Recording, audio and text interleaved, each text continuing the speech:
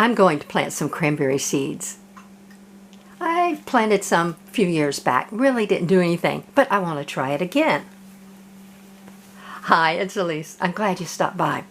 Now, technically, according to most of the internet sites, I'm not in the correct zone to grow cranberry seeds.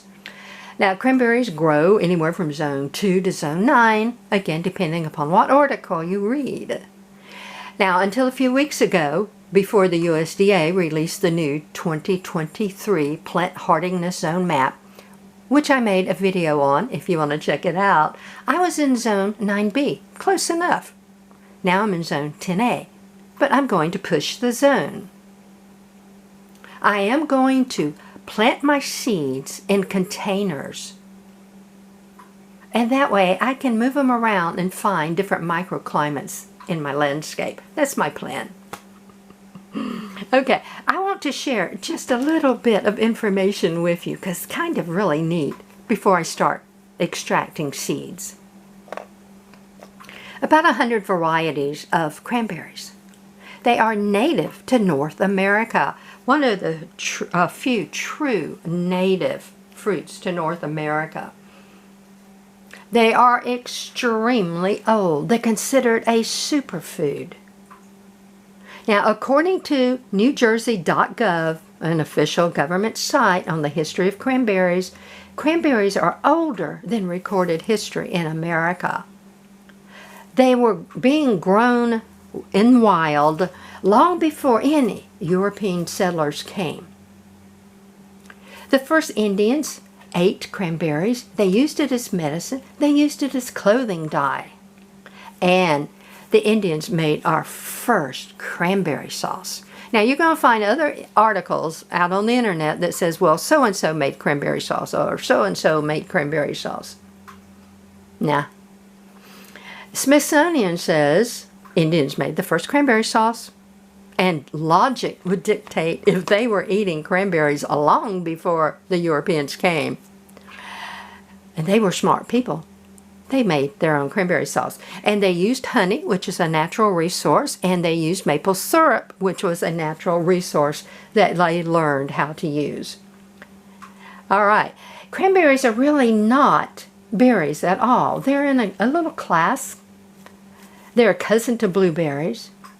They're a fruit known as eponymous. Apologies if I mispronounce that. Or a false berry. Now, some food historians believe cranberries were served at the first Thanksgiving. You know, of course, when all the early settlers came and they saw what the Indians were eating, they started eating it too. Lots of really neat stories of all the uses that the native tribes used it for. You might want to check that out. All right, I want to share just a little bit of information with you.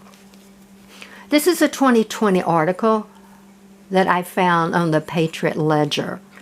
So since it's several years old, I'm sure the figures are a little different, but it's still quite interesting. Americans put away some 400 million pounds of cranberries each year. Americans. About 80 million pounds over Thanksgiving. There's about 200 berries in each can of cranberry sauce. And about 440 cranberries in a 1-pound bag. I should have counted them when I brought my bag home. Next time I might do that. And about 4,400 cranberries in a 1-gallon container of juice. Neat, huh? Around 1620, 1616...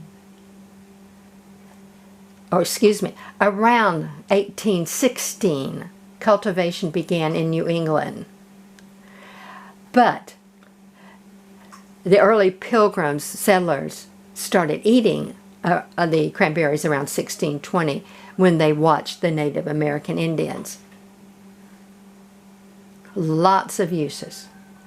Really some neat stories out there. Okay, I'm going to extract some seeds now. Actually, it's very easy. There's numerous ways to do it. I've played around with a couple to see what's easy. I'm not a commercial grower. I don't need hundreds of seeds. And I wanted to figure out a way that I could take my seeds out and still save my fruit for cooking. And that's what I've done. All right, so first thing, this is how small the little seeds are. I mean, they are tiny. And they grow in chambers inside the fruit. I've already done some. All of this fruit I can use now for cooking. And I found a really neat cookie recipe, and you put a cranberry on the top of the cookie. So these are just absolutely perfect. All right. Cut your cranberry open. That's going to expose the seed. Sometimes when you open them up, the seeds will fall out by themselves. You can take your knife, just tap, and they fall out. Neat, huh? Or you can take this and just tap it up against your plate, any solid surface. I see one little bitty one left there. I don't spend a lot of time. Whatever comes out, there it is. So, devoid of seeds in just a nanosecond. And my cranberries hold their integrity. They're still really good. Okay, I tried squeezing them. That didn't work because all that did was release the juice and soften the pulp, and then I had a big mess. I tried putting them in a jar, shaking the jar. You can put little pebbles in here. The idea is you're going to release the seeds from the chambers. And then you let it sit for a little while. All the viable seeds float down to the bottom. But still, that might waste your fruit depending upon how clean your water is and your container and everything. And I'm having to cut them open anyway to do this process, so I might as well just cut them open, tap them against something hard or against my knife, and the seeds fall out. And I'm left with perfect little pieces of cranberries. Okay, all the seeds are gone out of the chamber. How easy. You can also put your cranberries in a blender and whip your blender around a little bit, but then you do have to clean out your juice and your pulp and your skins and allow time for the berry seeds to settle down. Unless your cranberry is overripe, there's not going to be very much of a moisture issue here. The seeds basically come out clean and come out dry. Now, if I were storing these for a long time, yeah, I would probably go in and wash my seeds, but I'm not. I'm going to plant them right away. I don't have to wash them. I don't have to do anything now to these seeds. How easy. Again. And you may use other really neat ways to do this. Cut my berry open, tap, the seeds fall out. Tap, no seeds. Cool. Clean chambers. My fruit's intact. How neat. All right. So I'm going to do a few more. I don't need hundreds and hundreds of seeds. My good berries I will save for cooking. And something else I'm going to do with my berries. And before I forget about it, I made the best cranberry upside down cake the other day, and I'll drop some of a little video in on this video where I made the cranberry cake. It was so good. I think it's my favorite cake now of all, because you still get some of this tart flavor in the cranberries. They get really soft.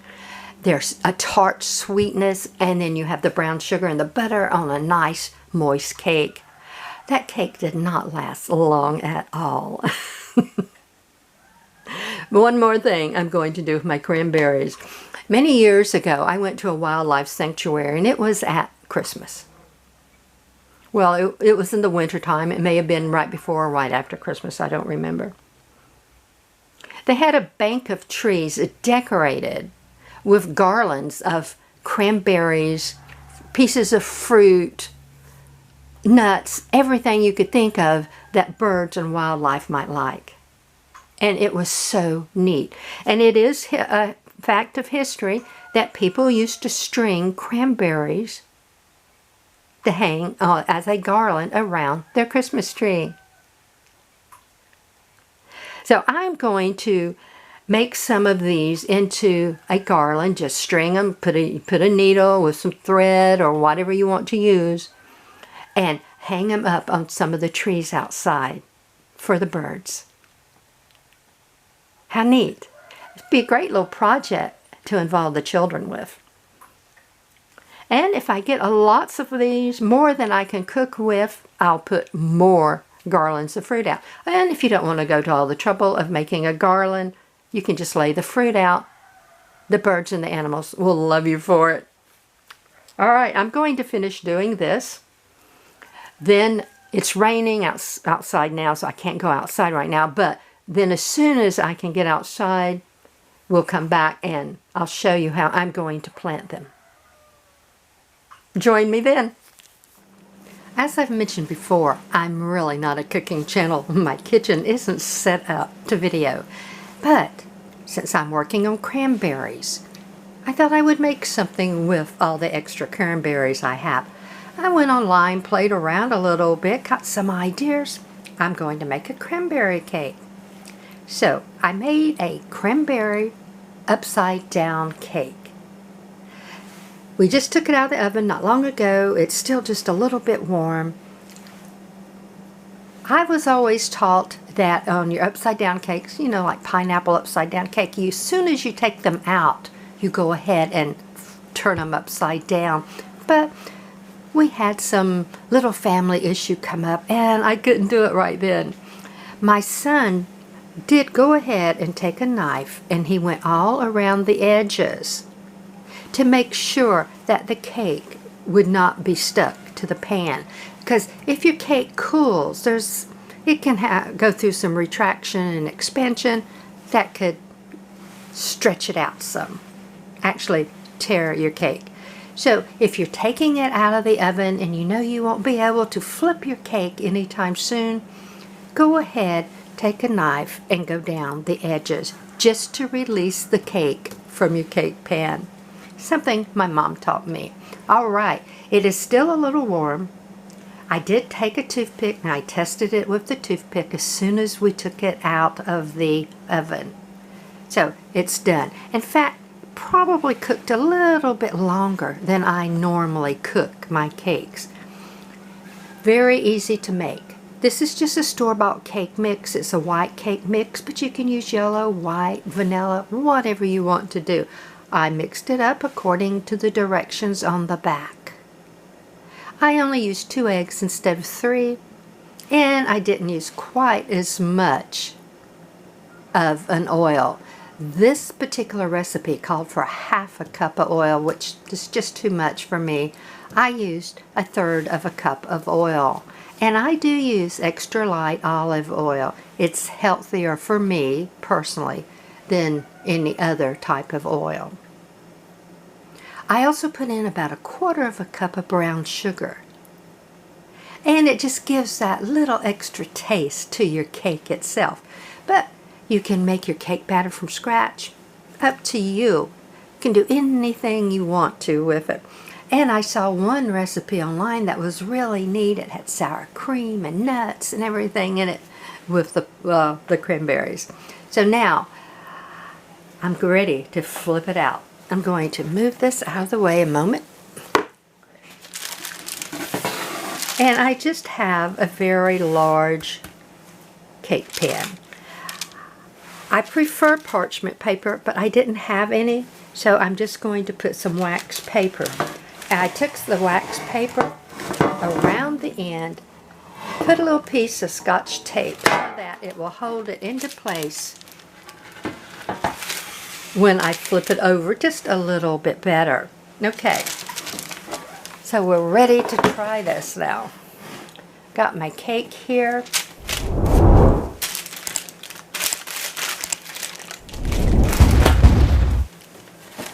Going to try to center it a little bit. Like I said, I'd rather use parchment paper because The wax paper can slip and slide a little bit, but you know, sometimes you just have to use what you have.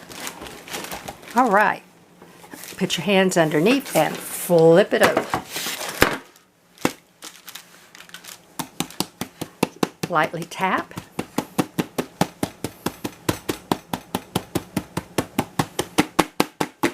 And let's see what we have.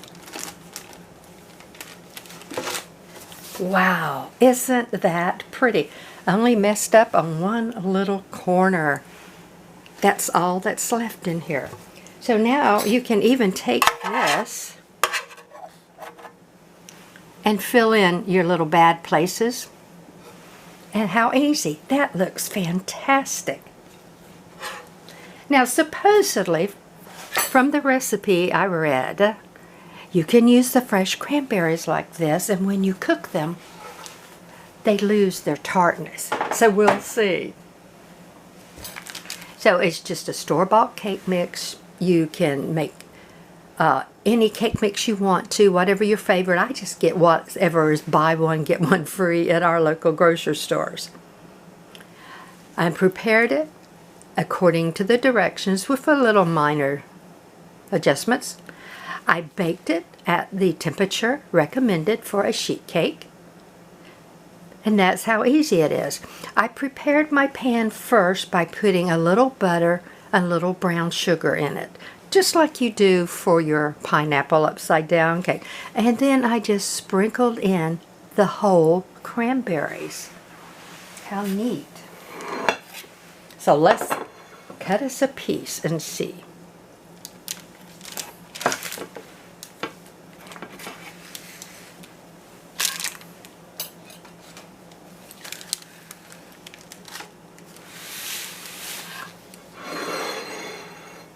Well, it looks good, doesn't it? It looks nice and moist. And dump it upside down because, you know, that helps the cake taste better. Now, you can't have any cake like this without some whipped topping of your favorite whatever.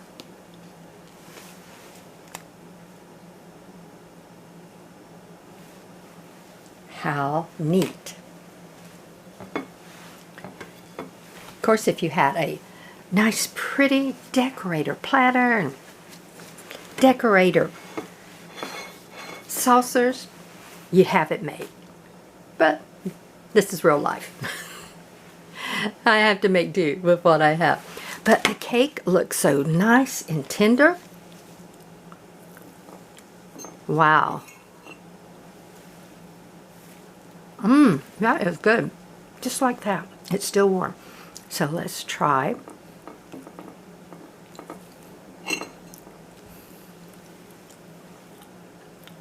Oh my gosh, that is so good. They're right. They're right. The cranberry does lose that real sharp tartness. It is still just a wee bit tart, which goes great with the brown sugar and butter. Wow. I am really surprised. That is so good. Okay. Now, I like to experiment. I like to make all sorts of stuff. I'll take cake mixes and throw all kind of fruits and stuff in it, just to play around. But that is good. The cake is good. The topping is fantastic. Whipped cream adds just a little bit to it.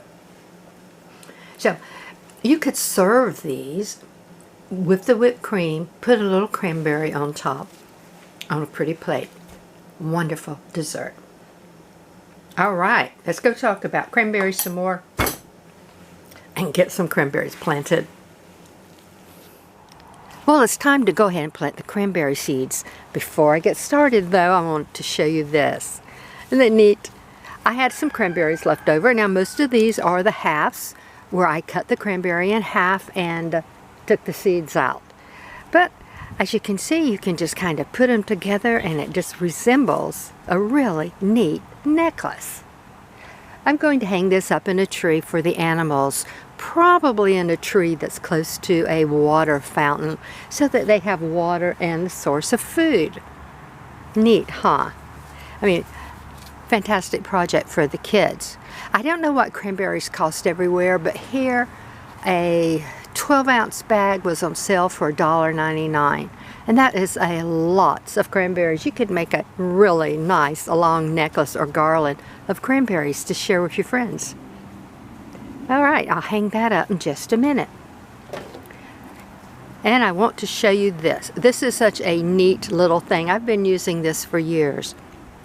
At our $1 or $1.25 tree store, we can get a pack of these toothpick holders. It came with toothpicks in it. And there's 2 little containers per pack for $1.25. So that's pretty reasonable. They are fantastic for small seeds. Not only for storing the seeds, but for dispersing the seeds. And if you get the ones that have the smaller outlets, and you just twist it around to where it's open, then you can control the disbursement of your seeds. Much easier. Much easier. For me, anyway. So what I usually do is I come in and I close all of them but maybe one.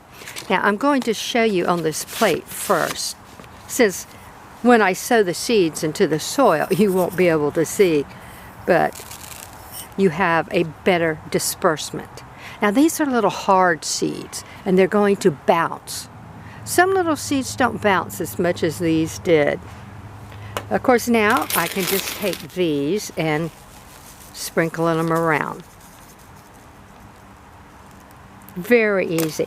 I prepared my soil. It's slightly moist. It's just an all-purpose potting mix. I have it in a recycled plastic container. There's lots of drainage holes in the bottom. And I've already got my label made. And I'm just going to go through and lightly sow some more. And sow just means, that's S-O-W, just means lightly scattering your seeds. In this case. And sowing depends upon your seed as to how many you put out. And that's all I'm going to put out. It's just a little light sprinkling.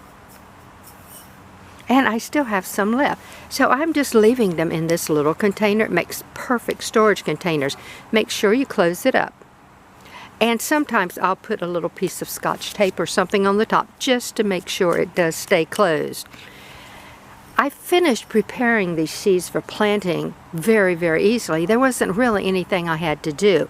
The seeds came out of the cranberries really clean and dry, but I did go ahead and lay them out and I let them dry some more overnight. Now if you're putting them up for storage, you will want to go ahead and wash your seeds. Dry them extremely well. Now since they are so small, unless you have an extremely fine grain mesh strainer, you might want to put a coffee filter in the bottom of your strainer, and then you can pour the seeds through that and then let them dry on something else. But since these seeds were really clean and dry when I took them out of the cranberries, because the cranberries were fresh, they weren't old yet, and I didn't have to do anything. I took them out. I did let them dry a little bit more because I figured I would have more than I would need.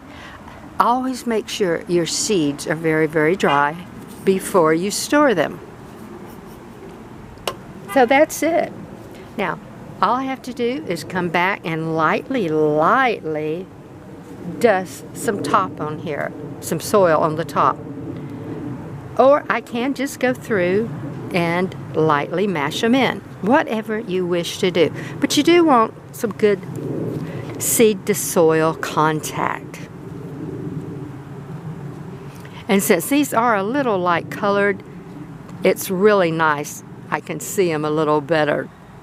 So I'm going to finish that, and then I'm going to mist it. Now you can mist it, or you can water from underneath.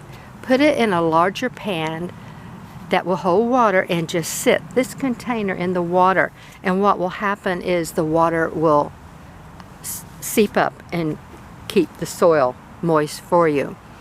Cranberries Cranberries don't grow in water. I mean, the Cranberry Association has really done a really good marketing job on the consumer. I know lots of people who believe you can only grow cranberries if you grow them under the water. And that's not true. Cranberries don't grow in the water. They grow on land. True, they do like to grow in bogs that's slightly moist. But you can grow them basically anywhere. You can grow them in containers like this. You can grow them in the ground. And they're very easy to grow.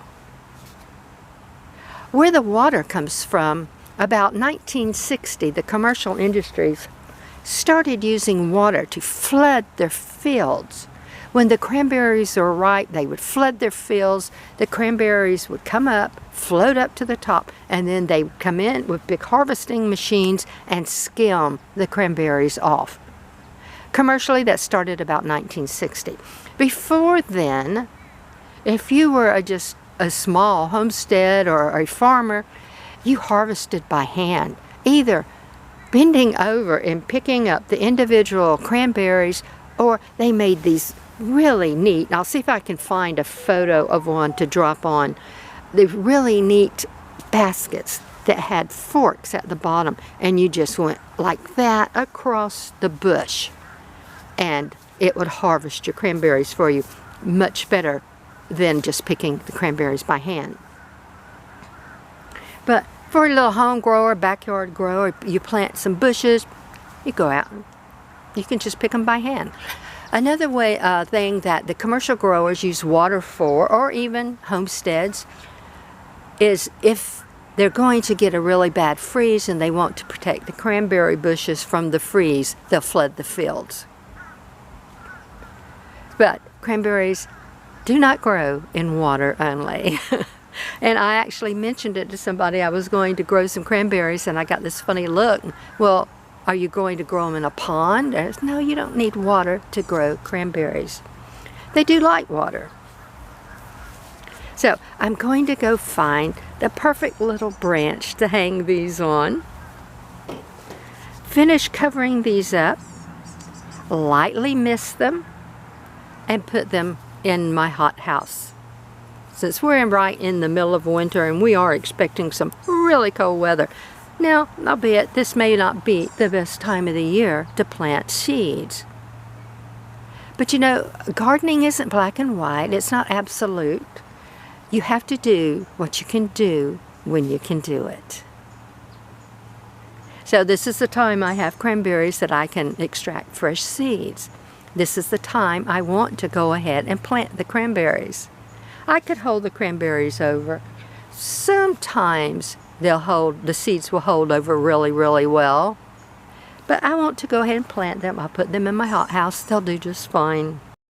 I would greatly appreciate it if you could help me grow by liking, sharing, subscribing. And please watch the video in its entirety, because actually YouTube tracks the amount of time a video is viewed. Hit the notification bell so you'll be notified when I add more videos. Until we speak again, have a fantastic day.